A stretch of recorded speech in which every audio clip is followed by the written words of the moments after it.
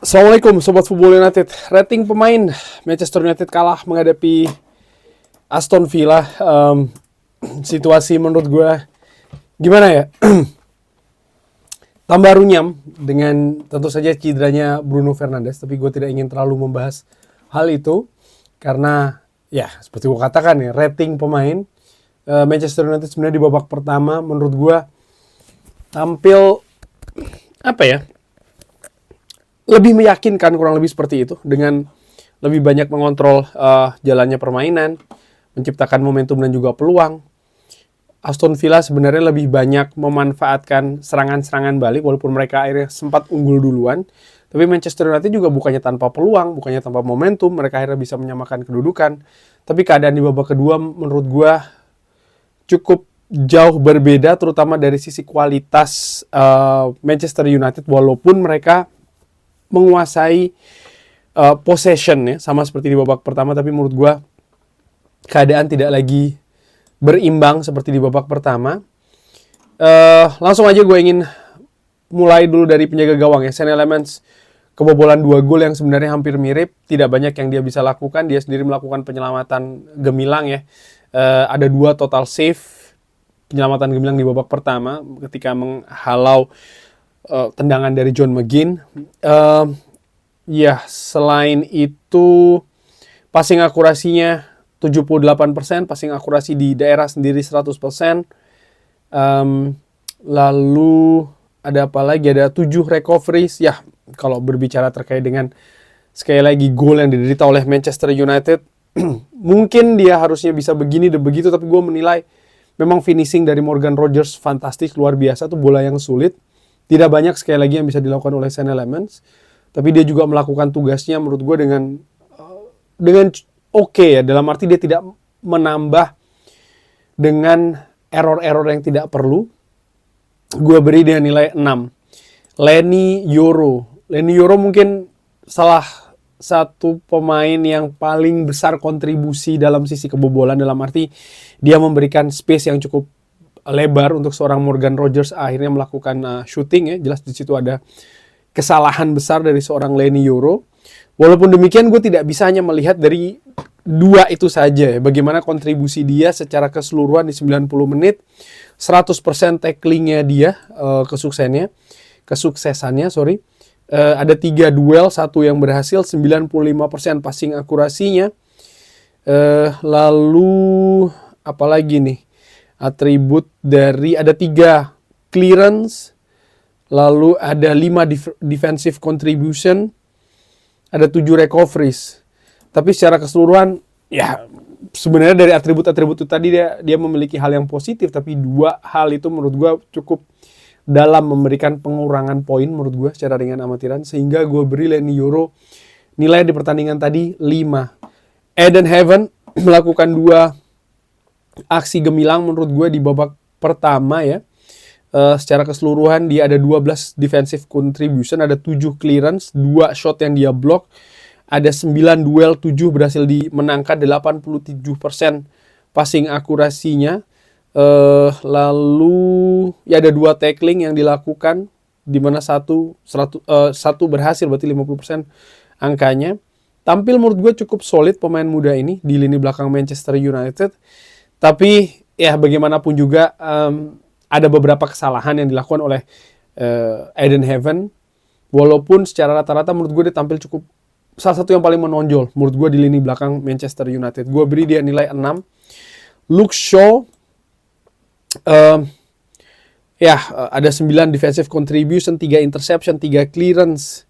Ada 4 duels, 2 berhasil dimenangkan, 91% passing akurasinya. Sebenarnya dia tidak begitu banyak mengalami tekanan menurut gue ya di pertandingan tadi secara keseluruhan, tapi memang kecepatan Aston Villa, pemain Aston Villa dalam melakukan transisi ini yang lebih mengancam.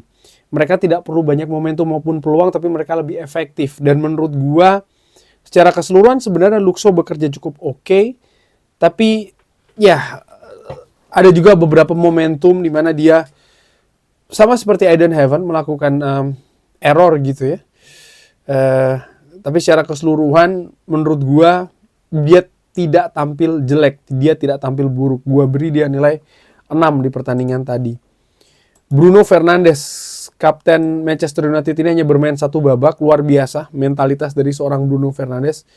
Ternyata dia sudah merasakan hamstring di sekitar 5 menit menuju babak pertama selesai, tapi dia menolak untuk digantikan ya dengan memberi indikasi bahwa dia tetap bisa melanjutkan permainan dengan memberikan jempol, tapi setelahnya ya dia tidak mampu melanjutkan, dia bahkan tidak mengambil tendangan penjuru ya di satu momentum di babak pertama.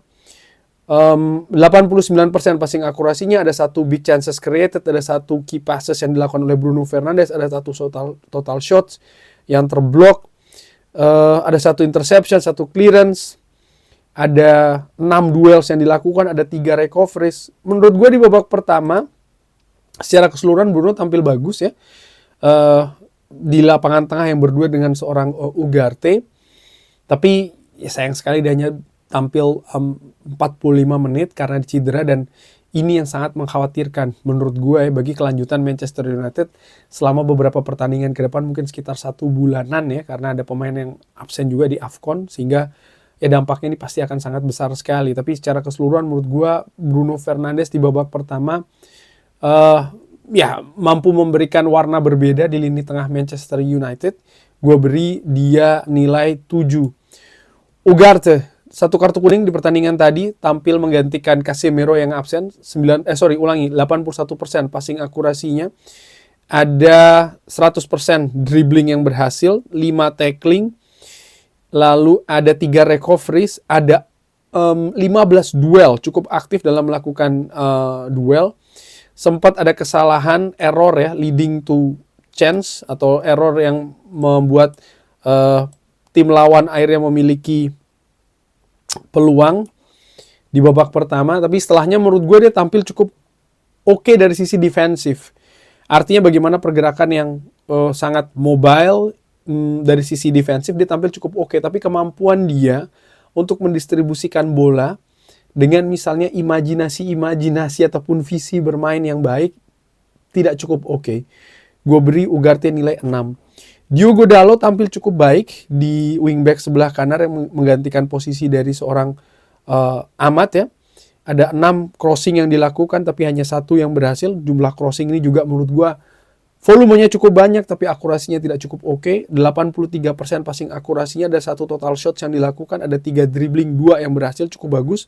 Ada 3 tackling, 2 berhasil dimenangkan, cukup aktif dalam melakukan duel. Ada 10 duel ya, di mana dari 10 itu 7 berhasil dimenangkan, ada 4 recoveries, ada 2 clearance.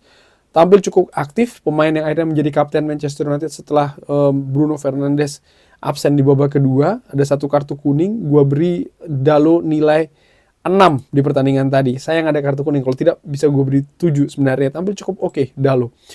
Patrick Dorgu tampil di sisi sebelah kiri, tidak tampil canggung menurut gue, walaupun dia sempat bermain tidak bagus di beberapa pertandingan terakhir.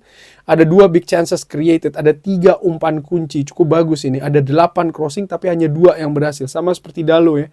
Volumenya cukup banyak tapi kualitasnya tidak cukup bagus. Ada 81% passing akurasinya, ada 1 total shots, 2 dribbling, 1 yang berhasil, ada 5 tackling, 3 yang berhasil, ada 15 duel, 12 berhasil dimenangkan. Jadi bagus sebenarnya atribut dari seorang Dorgu, dan membuat Matty Cash juga akhirnya tidak cukup membahayakan Manchester United dari sisi fullback sebelah kanan Aston Villa, karena memang Dorgu yang lebih unggul. Dorgu pun akhirnya juga memberi peran ya, asisnya kepada Cunha di penghujung babak pertama, dari yang bola yang dia rebut dari Matty Cash, dan membuat Manchester United berhasil menyamakan kedudukan.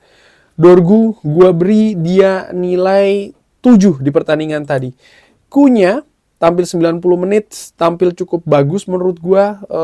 1 gol yang diciptakan, 6 shots yang dilakukan. Ada 3 yang on target, 1 big chance miss ya, sundulannya dia. Lalu setelahnya ada 3 crossing, 2 yang berhasil, 2 umpan kunci, 88% passing akurasinya. Ada defensive contribution-nya juga, tackling 2 kali.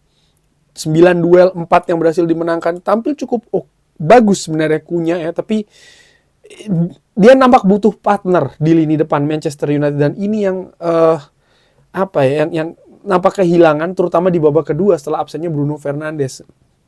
Menurut gue demikian, sehingga Cunha nampak bekerja terlalu terlalu sendiri gitu. Bukan berarti dia akhirnya bermain individu, tidak, tapi dia tidak memiliki support yang bagus menurut gue untuk sisi penyerangan. Gue beri dia nilai 7 di pertandingan tadi. Mason Mount, gue beri dia nilai 6, tampil 90 menit, 3 shots, lalu ada 1 umpan kunci, 75% passing akurasinya, ada 3 tackling, 2 yang berhasil, 13 duel, 4 yang dimenangkan. Ya, Mason Mount tidak bisa menambah kualitas lini serang Manchester United. Dia nampak lebih banyak berperan di, menurut gue, dari heat maps yang memang di daerah seputaran tengah Manchester United. Ada nyali yang nampak kurang begitu berani dari seorang Mason Mount untuk masuk ke daerah pertahanan dari Aston Villa. Ada beberapa usaha yang tidak berhasil, shooting juga ada beberapa yang terblok. Menurut gue dia tidak tampil, penampilannya tidak cukup bagus untuk bisa mengangkat permainan Manchester United di pertandingan tadi. Gue beri dia nilai 6. Sesko tampil 73 menit sebelum akhirnya diganti oleh Jack Fletcher. Ada peluang menurut gue di babak pertama, 2 kesempatan momentum dari Sesko yang gagal untuk dimanfaatkan. Dan menurut gue ini juga menunjukkan bagaimana Sesko masih belum dalam tahap striker premium. Dia punya potensi, dia punya atletis yang bagus ya, tapi striker premium, striker bagus, peluang sepertiga, peluang setengah dia bisa manfaatkan, tapi tidak dengan Sesko di pertandingan tadi. Dan ini menjadi pembeda menurut gue yang cukup telak.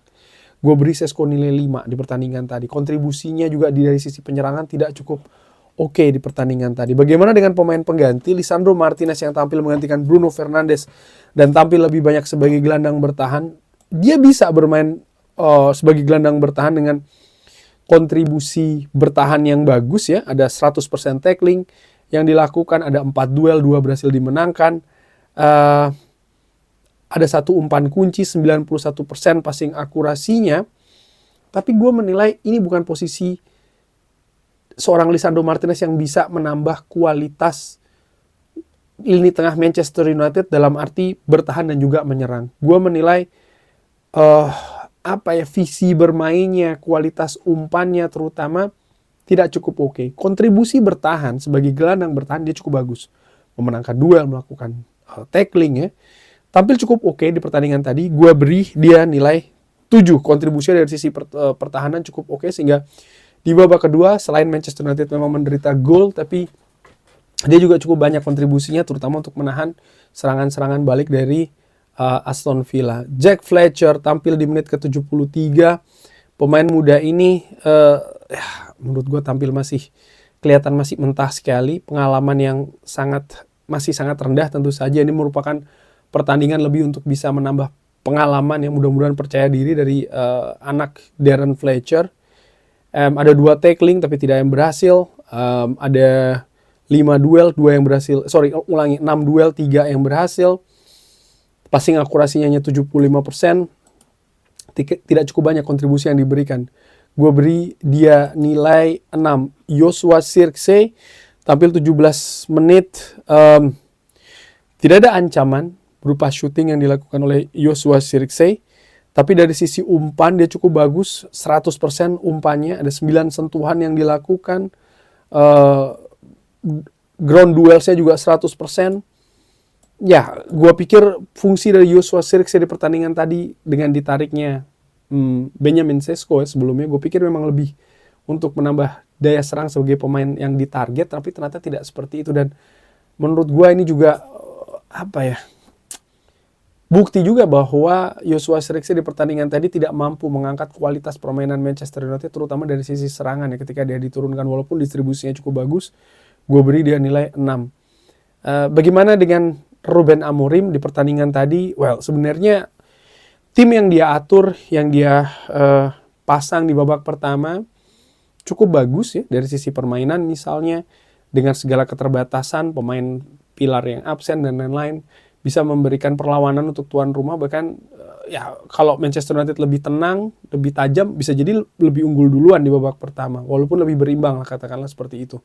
Situasi dengan absennya Bruno Fernandes dan dia melakukan perubahan dengan memasukkan Lisandro Martinez, menurut gue ada kredit di sana.